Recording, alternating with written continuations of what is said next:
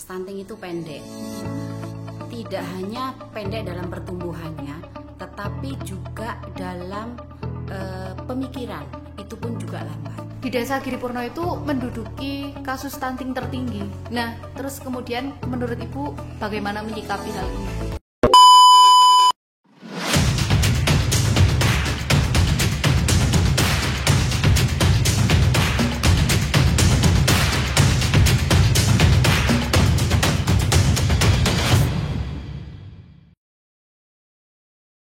Hai semua, selamat datang di podcast SS, serius tapi santai.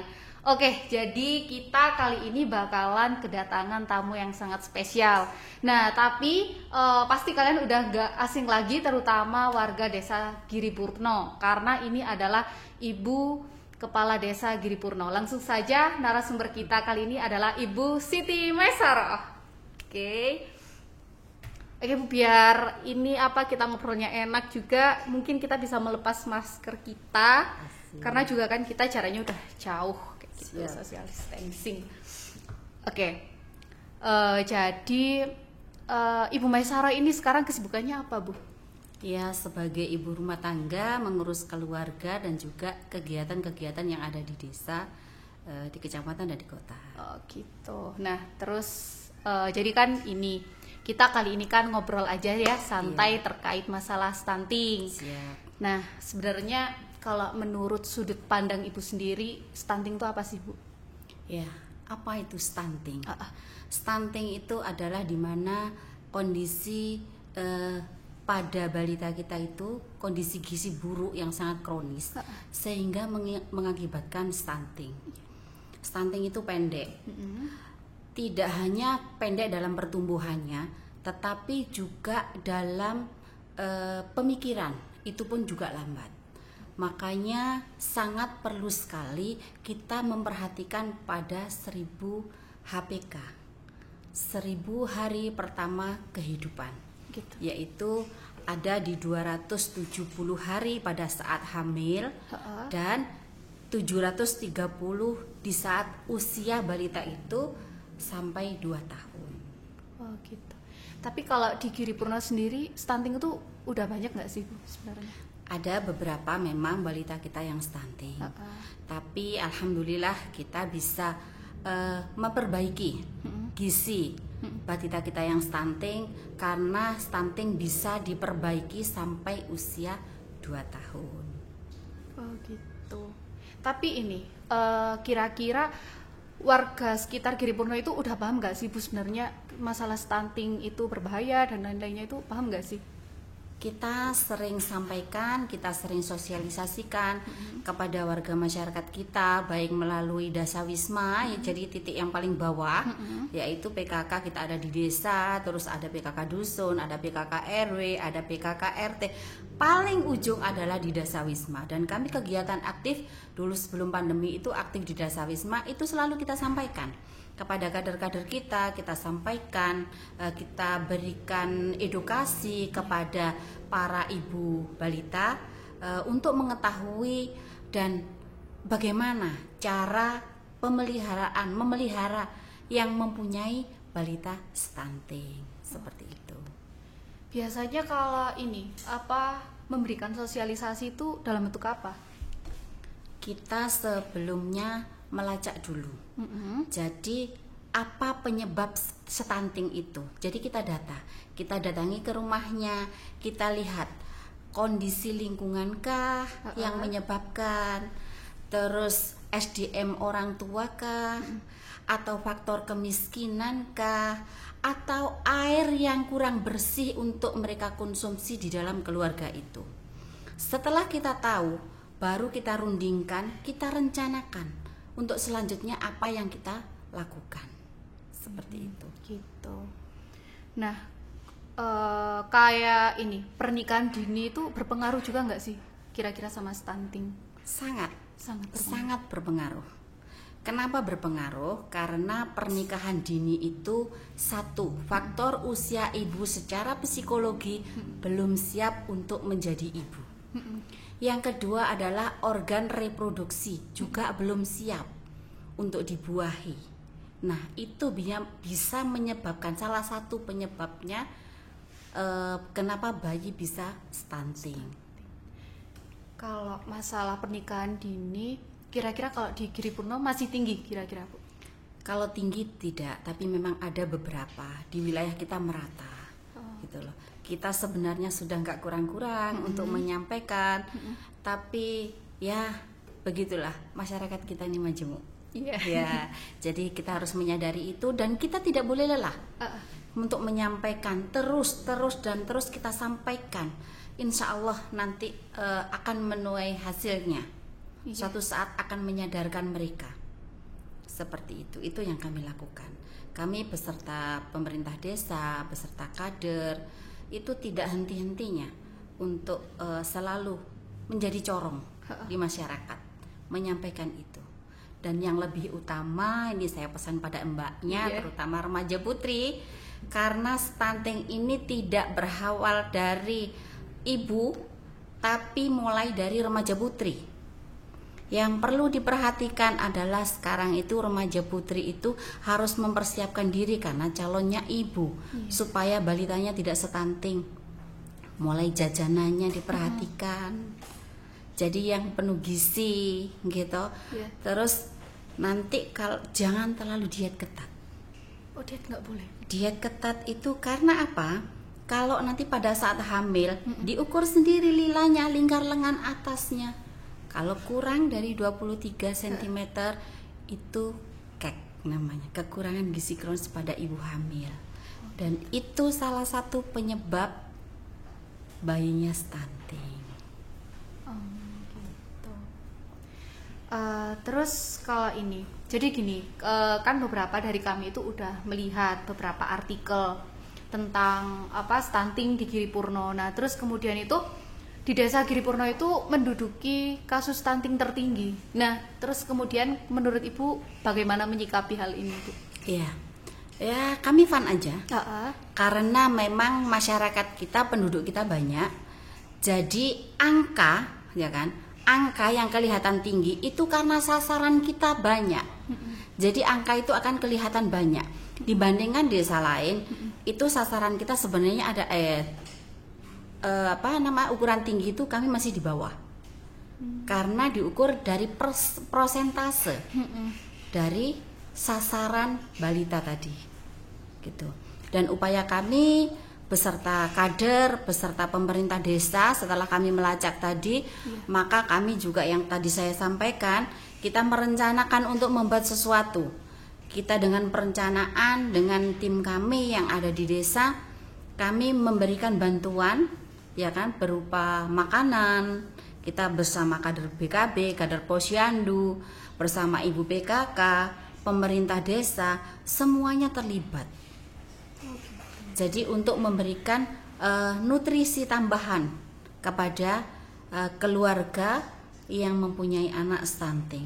Selain itu kami juga mengedukasi kepada orang tuanya juga. Jadi setelah kami tahu penyebabnya apa, dan terus kita pantau selama pertumbuhan mereka itu dengan tetap menimbang dan mengukur supaya kita tahu perkembangannya itu seperti apa. Walaupun di masa pandemi seperti ini, kader kita siap untuk door to door, luar biasa kader-kader kita. Oke. Gini Ibu, kan tadi Ibu bilang kalau misal dari pemerintah sendiri juga memberikan bantuan berupa makanan gitu. Nah, itu memberikan bantuan makanan itu apa secara rutin atau gimana gitu Bu? Memang kita rutinkan untuk awalnya kita memberikan selama 2 minggu. Selama 2 minggu. Jadi kita pantau. Selama kita berikan itu kita pantau. Kira-kira biasanya ini apa memberikan subsidi itu berupa makanan apa Bu? Kira-kira? Kita sudah bekerja sama dengan yang paham tentang gizi, nggih. Jadi karena yang dibutuhkan adalah protein. Jadi kita di situ, baik protein hewani ataupun nabati. Karena untuk menggenjot, gitu, untuk menggenjot itu harus harus kita berikan memang sesuai dengan yang mereka butuhkan. Tidak asal kami memberi, gitu. Jadi tidak sembarangan semua orang bisa memberi, gitu nggak bisa ya? Tidak. Bu? Kami memang pantau secara khusus kalau untuk yang stunting. Jadi memang untuk balita stunting itu kita perhatikan secara khusus, kayak gitu. Karena penanganannya juga khusus, beda dengan yang lainnya. Iya. Seperti itu. Jadi butuh penanganan yang khusus. Oke Bu, jadi gini, kan tadi Ibu menjelaskan kan bahwasanya di Posyandu itu ibu-ibu itu memberikan bantuan subsidi berupa makanan ke anak-anak. Nah, tapi kan ini di Posyandu kan tidak hanya anak-anak yang kena stunting aja, kan anak-anak yang normal juga ada. Nah, itu apa semua anak diberikan bantuan makanan juga atau hanya anak yang stunting aja gitu? Terima kasih. Kalau untuk PMT itu namanya PMT, Mbak. Oh iya. Jadi pemberian makanan tambahan. Kami rutin memberikan makanan tambahan di Posyandu kepada semua sasaran balita kita. Dan untuk anak stunting itu kita berikan tambahan secara khusus, gitu. Jadi semuanya dapat. Khusus yang stunting dapatnya memang double. Oh gitu. Nggih, iya. Tapi apa yang anak-anak yang normal dikasih hanya satu itu enggak iri atau apa gitu? Tidak, mereka tahu. Sebelumnya juga kita sampaikan, kita edukasi mereka. Jadi makanya ada yang namanya penyuluhan di Posyandu. Di situ saatnya kita menyampaikan. Jadi alhamdulillah semuanya bisa menerima. Tapi kira-kira ini apa ibu-ibu dari anak-anak itu nggak apa ya merasa minder, oh kok anakku stunting gini-gini gitu sama anak-anak yang lainnya, apa nggak minder atau gimana gitu? Nggak ada ya. Kita ya memang awal-awal seperti itu. Jadi banyak pertanyaan, kenapa sih Bu anak saya kok dibilang stunting? Stunting itu apa? 1000 pertanyaan di benak mereka disampaikan ke kita. Terus kita sampaikan, kita edukasi mereka, jangan malu punya anak stunting. Karena stunting itu juga bukan faktor keturunan. Gitu loh, dan gizinya bisa diperbaiki gitu loh. Tapi alhamdulillah mereka pelan-pelan menyadari hal itu dan bisa diterima. Oh, berarti ini ya Bu, kan banyak yang orang yang beranggapan biasanya kan ada anak yang kurus, oh ini keturunan ibunya aja kurus, soalnya kurus berarti anaknya kurus, kayak gitu. Berarti salah ya mindset seperti itu ya? Salah sekali kalau untuk stunting, tidak seperti itu. Jadi tidak berarti yang ibunya pendek atau bapaknya pendek terus anaknya pendek seperti itu. Ya memang banyak di warga kita secara timbangan, secara ukuran itu mereka kecil badannya.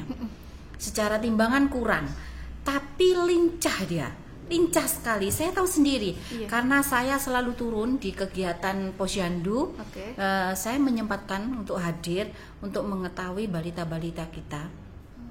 Bagaimana kegiatan yang dilakukan oleh kader kita sering turun bersama Pak Kades. Jadi menurut Ibu apa sih hal-hal yang diperhatikan dalam ini pencegahan stunting? Hal yang apa paling digarisbawahi gitu? Ya, yang paling digarisbawahi dalam pencegahan stunting ini adalah satu, kita perhatikan remaja putri kita, ya kan? Karena dia adalah calon ibu. Yang kedua adalah ber-PHBS, berperilaku hidup bersih dan sehat, itu yang paling utama. Karena lingkungan yang buruk, lingkungan yang kotor, itu yang bisa mengakibatkan balita kita bisa stunting. Terus air yang mengalir, sumber air yang kita konsumsi. Karena 70% dalam tubuh kita ini adalah air, dan air sumber kehidupan kita. Kalau air kita benar-benar bersih, insya Allah keluarga kita akan sehat. Tapi kalau air yang kurang bersih itu yang menyebabkan juga keluarga kita bisa sakit-sakitan, bisa stunting juga, kayak gitu. Berarti ini stunting itu tidak hanya untuk anak-anak, sudah juga untuk orang dewasa juga bisa di stunting juga atau gimana Bu? Tidak. Jadi kalimat stunting itu sebenarnya adalah yaitu tadi pada 1000 HPK, 1000 hari pertama kehidupan, yaitu yang pada saat hamil dan setelah anak usia 2 tahun. Karena perbaikan itu sampai usia anak 2 tahun. Kalau sudah di atas 2 tahun itu susah sekali untuk perbaikan gizinya. Nah, terus kemudian menurut Ibu, kira-kira pertumbuhan anak-anak yang stunting ini bisa kembali normal seperti dulu atau enggak? Insya Allah bisa. Asal semuanya semangat. Dari orang tuanya semangat, dari lingkungannya semangat, dan karena kalau kita semangat tapi orang tuanya sendiri nggak semangat, kita kayak nyuruh mentor mogok. Mestinya nggak hidup, percuma. Jadi semua pihak, memang stunting ini tidak bisa kita mau sendiri yang kita perbaiki, nggak bisa. Harus semuanya terlibat memang. Kita harus kerja bareng memang untuk memperbaiki. Karena masa depan bangsa kita juga pada anak-anak yang sekarang. Jadi harus kita perbaiki sejak dini. Itu kalau menurut saya. Gitu ya. Oke Bu, jadi gini, kira-kira harapan Ibu Masiro sendiri kepada warga masyarakat Desa Giripurno kedepannya gimana sih terkait stunting ini? Ya, kami berharap kepada warga masyarakat Giripurno yang mempunyai anak stunting itu tidak minder, tetap semangat untuk mengurus putra-putrinya, karena kami juga sangat mendukung. Kami dari pemerintah desa itu sangat memberikan respon kepada mereka, juga membantu mereka. Harapan kami masyarakat Giripurno semuanya bisa tumbuh kembang dengan sehat. Mereka cerdas karena calon pengganti-pengganti kami ada di tangan mereka. Oke Bu Masiro, terima kasih ya atas waktunya, udah meluangkan waktunya buat ngobrol sama kita terkait pembahasan kita kali ini, yaitu stunting. Nah, oke, sampai ketemu di podcast kita selanjutnya. Tetap di SS, serius tapi santai.